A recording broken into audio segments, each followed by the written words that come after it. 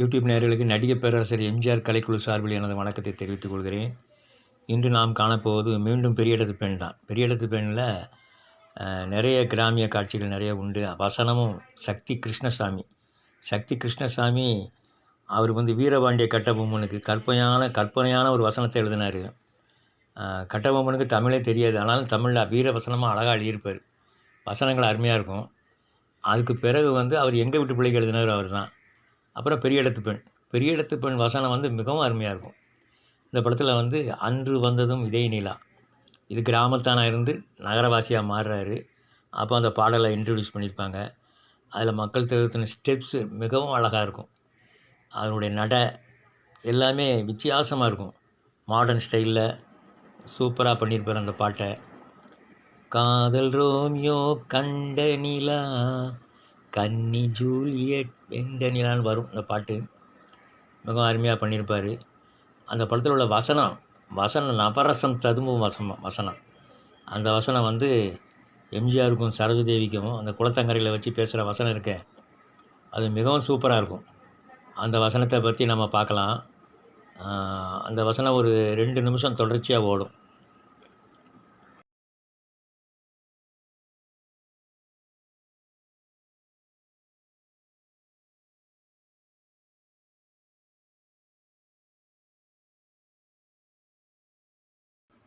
நீ சரியான அழுத்தக்காரி என்பதை நான் அறிவேன்.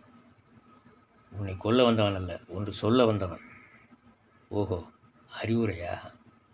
அது எனக்கு தேவையும் இல்லை, அதை சொல்லும் தகுதியும் உனக்கு இல்லை. உனக்கு அழகு மட்டும் இல்லை, பேசும் அறிவும் அதிகம் இருக்கிறது.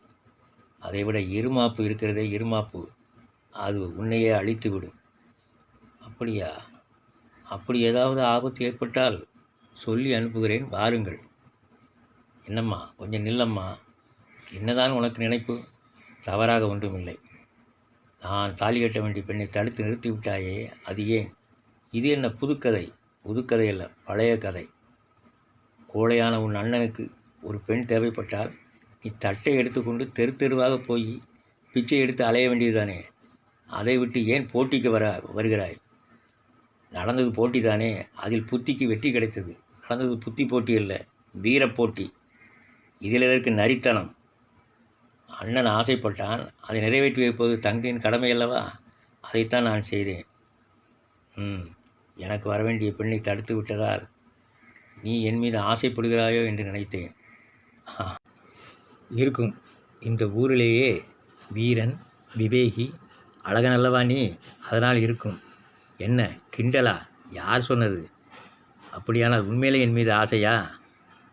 தாலி கட்டட்டுமா? மாட்டுக்கார மாப்பிள்ளை நீ. உனக்கு புல் வெட்டுற பொண்ணை அனுப்பி வைக்கிறேன், போய் தாலியை கட்டு. ஏன் புத்தகம் தூக்குற பெண்ணை கட்ட முடியாதோ? நம்மை சூழ்ந்துள்ள இந்த இயற்கையின் மீது ஆணையிட்டு சொல்கிறேன், உனக்கு நான் தான் கணவன், எனக்கு நீதான் மனைவி. இது நடக்காவிட்டால் நீயும் வாழ முடியாது, நானும் வாழ முடியாது. கொம்புத்தேனுக்கு ஆசைப்படுகிற முடவன், உன் எண்ணம் ஒரு நாளும் பலிக்காது. இந்த காட்சி சுமார் 2 நிமிடங்களுக்கு மேல் நீடிக்கும் படத்தில். இந்த வசனம் அவ்வளவு ஒரு ஃபேமஸ்ஸு. அந்த காலத்தில் இந்த படத்தை பார்த்தவங்களாம் அந்த வசனத்தை சொல்லி இது பண்ணுவாங்க. தமிழ் சுத்தமாக இருக்கும். சக்தி கிருஷ்ணசாமியோட தமிழ் மிகவும் அருமையாக இருக்கும்.